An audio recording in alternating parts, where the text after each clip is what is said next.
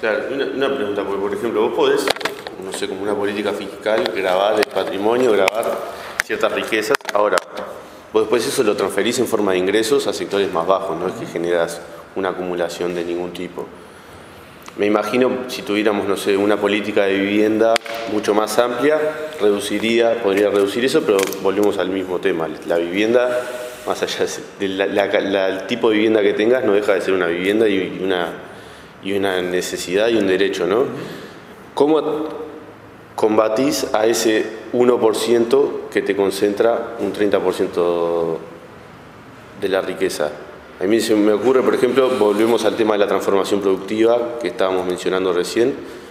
¿Qué otras alternativas pueden haber por ese lado?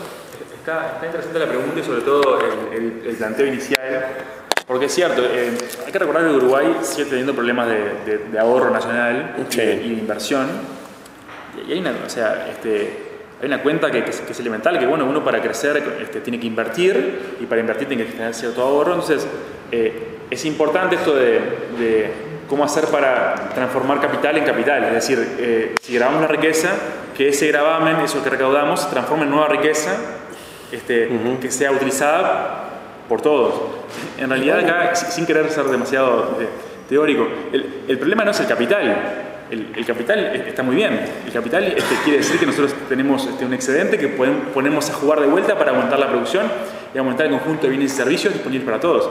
El problema no es el capital, el problema es la propiedad del capital, que está muy concentrado. Entonces nosotros tenemos que lograr mecanismos para, lentamente, sin ninguna locura, pero bueno, empezar a... Y ahí el papel de la inversión pública. A generar, a recaudar parte de esos recursos y ponernos a jugar en beneficio de toda la sociedad y de múltiples formas. Puede ser de la mala inversión pública, puede ser el tema de la vivienda, me parece clave. Eso yo decía hoy, ¿no?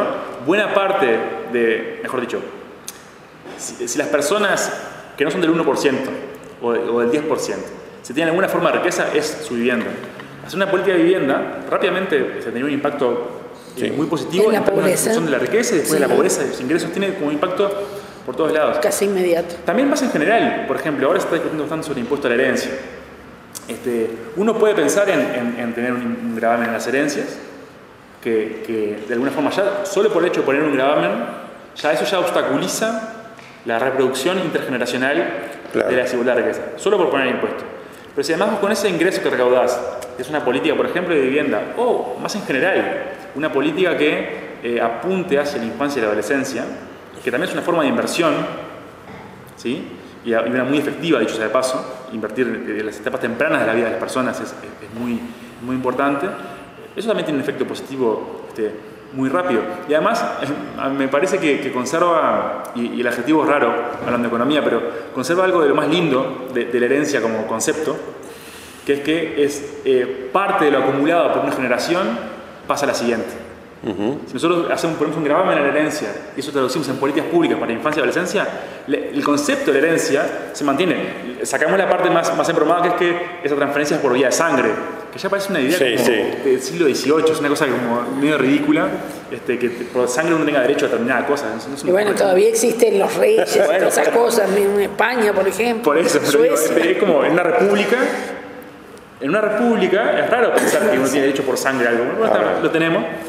Entonces, de alguna forma, un gravamen de herencia que se traduzca en políticas públicas que tengan impacto en infancia y adolescencia o impacto en acumulación de riqueza, sí, pero para sectores que no la tienen, rápidamente podría generar un impacto positivo y nos permitiría avanzar. Algunos comentarios, Mauricio. En principio, cuando tú decías, bueno, vayamos sobre el tema de vivienda, que es una distribución de riqueza, ¿no? En algunas reuniones que hemos tenido juntos, que le hemos calificado de distribución de activos, que no tiene que ver solamente con una vivienda, tiene que ver también con el acceso a un préstamo, un crédito, que puede transformarse en inversión y por lo tanto en algo patrimonial que otorgue renta. Y eso tiene que ver no solamente con medios de producción, sino también con la tierra, etc. Es decir, estamos aquí tomando elementos más generales. con respecto al tema de las herencias esas de sangre o algo así. Bueno, si uno sigue digamos, los apellidos o los nombres de los dueños de la tierra, ¿no? Bueno, no hay un dato más relevante que ese, ¿verdad? Aun cuando se ha transgerizado mucho. Hay unos estudios de eso en Inglaterra, sí, que usan datos de universidades del 1100, 1150, casi 1000 años, y encuentran cosas maravillosas en términos de la persistencia de los apellidos. Estoy seguro que hiciéramos algo así en Uruguay, también encontraríamos persistencia de algunas familias en estratos de privilegio. Hay que hacerlo, hay que estudiar estas cosas. No nos da la vida para todo, pero lindo sería por estudiar eso. Y bueno, y el impuesto a la herencia, que bueno, está tomando ahí algún estado público, pero no es una cosa nueva, porque a veces parece que hay gente proponiendo una cosa nueva como el impuesto a la herencia. Yo le hice un rastreo. Por lo menos llega hasta desde 1893 había impuesto a la herencia, que es derogado por la dictadura en 1974 y que tuvo varias fases, en las cuales una de ellas fue, digamos, la reforma financiera y cambiaria del año 60. Ahí se agarraron del impuesto a la herencia para obtener recursos. Y hoy estamos en una situación diferente, en la cual en el 74, si bien fue derogado, en el año 90, en el ajuste tributario, la ley de presupuesto, pero que se llamó ajuste fiscal o ajuste tributario, algo así, del gobierno de la calle, se crea el impuesto a las transmisiones patrimoniales, que afecta también a las sucesiones. Correcto. Nada más que en forma muy regresiva, porque lo hace con una tasa plana de 3-4%, modificando lo que había sido la historia antes. Que eso sí, el impuesto a la herencia del que hablamos, es una tasa plana. hasta el año 74, tenían monto no imponible, es decir, y tenían tasas progresivas, es decir, que a medida que se heredaba más, las tasas subían con el volumen. Y la tasa plana, como dice Gabriela, bueno, todo el mundo heredás una casita del barrio Casavalle y una de Carrasco y pagan lo mismo. Es lo más regresivo, lo más contrario a la redistribución que uno se puede imaginar. Ahí hay varios elementos que me parecen importantes. Por un lado, esto de mirar a la historia propia y también a otros países para darse cuenta de que en realidad hay algunas propuestas que a veces se manejan que parece que uno, si las plantea o las menciona, está como siendo algo escandaloso, algo súper nuevo, y en realidad son cosas que se han hecho. Exactamente. En nuestra propia historia, además se hacen habitualmente en otros países. El impuesto a la herencia, por ejemplo, yo no tenía tan clara esa cronología de hechos, muy interesante. También si uno mira en los países, algunos países, por ejemplo, europeos, incluso Estados Unidos, cuentan con impuestos a las sucesiones y herencias. Cuentan con impuestos de esa naturaleza y sus economías no se caen a pedazos ni nada que se le parezca. Es decir, uno puede pensar en un diseño de impuesto a la herencia que cuide, por ejemplo, que no genere un incentivo perverso, un desincentivo al ahorro, que no genere efectos perjudiciales para la economía, que hay que tener cuidado siempre, por supuesto. Pero perfectamente se puede pensar en diseños que, sin perjudicar el dinamismo de la economía, nos permitan avanzar en términos de estos objetivos de redistribución de la riqueza que pensamos. Pero pasa lo mismo con los impuestos, sin dudas, con otras políticas. Por ejemplo, hablando de impuestos a los ingresos ahora. Acá, cuando uno habla sobre IRPF, sobre las tasas, ¿no? La última tasa ahora es de 36%. Qué disparate, ¿no? Estados Unidos, no Corea del Norte, Estados Unidos, entre el 45 y Reagan, el 80 y poco, la llamada época dorada del capitalismo, la tasa de impuestos máxima que ellos tenían era en promedio de 81%. 81%. Bueno, viendo un video sobre la crisis que se desata, la crisis financiera,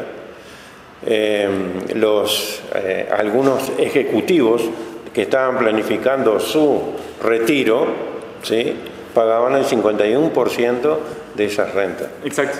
O sea, estamos hablando de tasas que son muy superiores a las uruguayas, y esas economías, insisto, no se desplomaron, más bien todo lo contrario.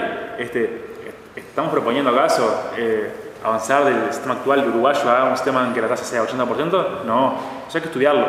Pero lo que me parece importante es destacar que escandalizarse anticipadamente es un poco tramposo.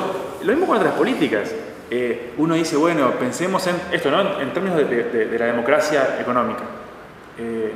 Pensemos en si los trabajadores tienen que tener o no derecho a voto a las empresas, a tomar estas decisiones, a participar en las decisiones económicas. Sí, claro. Yo les dije, imaginemos yo hice una propuesta donde digo, bueno, las empresas son de determinado nivel de facturación anual, tienen que tener un tercio de los trabajadores en el directorio, y son demasiado grandes, tienen que tener la mitad del directorio de trabajadores. Me tratarían de, no sé... Comunista. Alemania, la Alemania de Merkel, tiene un sistema de esa naturaleza. Sin dudas, la economía alemana no se cae a pedazos ni nada que se le parezca. O sea, hay cosas que no estamos inventando, que se pueden discutir, que tienen que ver con la justicia, la igualdad, democratización de la sociedad. Y también con la eficiencia y con el dinamismo económico. Porque la democracia no es solo votar cada 5 años y tener ciertos representantes más o menos en un parlamento o en un poder ejecutivo. Es mucho más que eso. Es mucho más rica. Sí. Estamos hablando de patrimonios privados, ¿no? Sí. Pero el patrimonio público ha sido muy importante en determinar algunas rutas de crecimiento, y yo digo más que eso, de mantenimiento del crecimiento en la actual coyuntura. Bueno, y pongo tres países, con Uruguay y Bolivia, los que le han dado mayor importancia a las empresas públicas. Bolivia adelantó todavía. 4,5 estaba creciendo. Y Panamá, y tú dirías, ¿Panamá qué empresa pública tiene? El canal de Panamá. Mira vos. Esos son los 3 países que han mantenido el crecimiento, y allí anda entreverado Perú también, digamos, con su riqueza petrolera, ¿no? Pero qué importantes son los patrimonios, y en este caso público, para conservar, digamos, o mantenerse en línea de flotación cuando las cosas ya no están buenas, ¿no? Ese punto es de una importancia difícilmente ponderable.